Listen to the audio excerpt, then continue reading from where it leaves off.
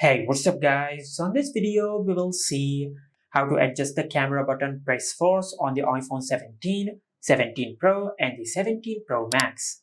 Now, if you want to adjust the camera button press force on your iPhone, then go to your home screen and open Settings. In Settings, just tap on Accessibility, and in Accessibility, you will find the option of Camera Control.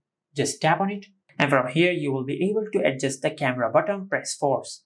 By default, it is on the default mode, but you can select lighter, and the camera button will be adjusted to lighter press, or you can select firmer.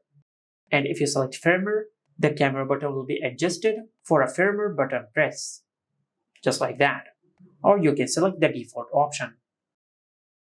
And also from here, you can adjust the double light press speed and the double click speed. And this is how you can adjust the camera button press force on the iPhone 17, 17 Pro and the 17 Pro Max. Make sure to like, comment and subscribe. Thank you for watching.